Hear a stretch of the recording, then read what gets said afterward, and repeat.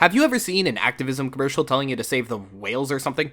Have you ever thought about how easy it would be for us to do the, opposite? I mean, if we really put our minds to it, we could probably make any species we wanted extinct. I mean, they're animals. What are they gonna do? Tell us to stop? On an unrelated note, 1949, and China is just getting out of a civil war that had been going on for, a while.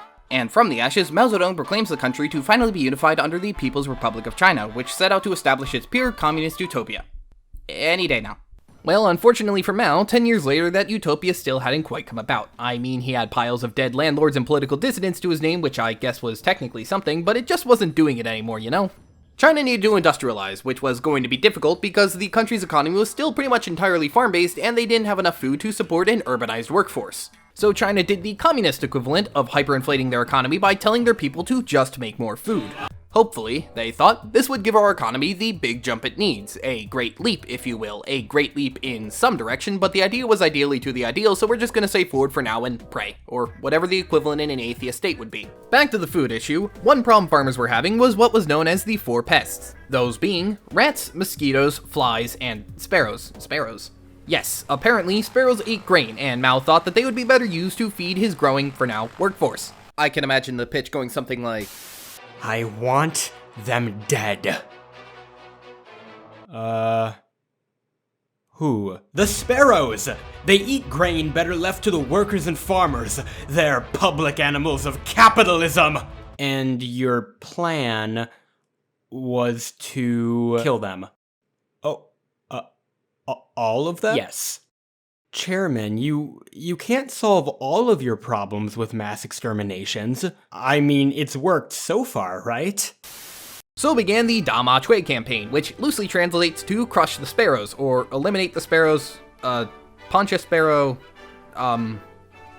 if you are a sparrow, I shall steal your bone marrow. You get the idea by now? So how was Mao gonna go about doing this? Well, considering China is absolutely freaking ginormous, and by this point very, very rural, they were going to have to go about doing this in a much more clever way than just sending out legions of bird death squads. In the end, the solution was to take out pots, pans, firecrackers, your voice, and make as much noise as you can to scare the hell out of whatever birds were in your way. Once the birds fly off, the people would follow them and scare them again. And pretty much day and night, every village in China would continue this action, so you could probably describe the whole of China for a 2-year period as just loud. Eventually, the birds would have gotten so tired from flying, they would just fall from the sky in exhaustion, where it could be easily killed if it hadn't died already. Now, you might be asking, how exactly are you supposed to tell apart a sparrow from the other birds? So after the end of the campaign, the sparrows in China nearly went extinct. Bit of a bummer, but good news, the score is now commies 1, literal bird brains 0. Good job, guys, the greedy capitalist will never recover. The birds work for the bourgeoisie. Meanwhile... Chairman? What now? We got back some autopsies of those sparrows we re-educated.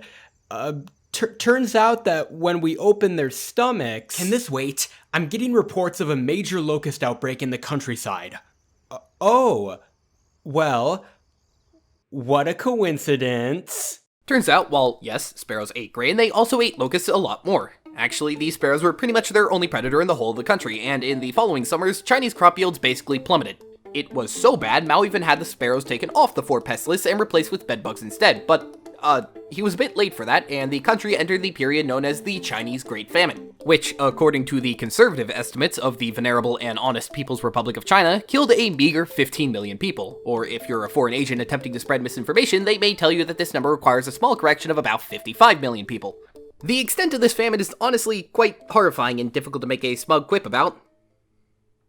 So I guess I could just stop talking. Yeah, right?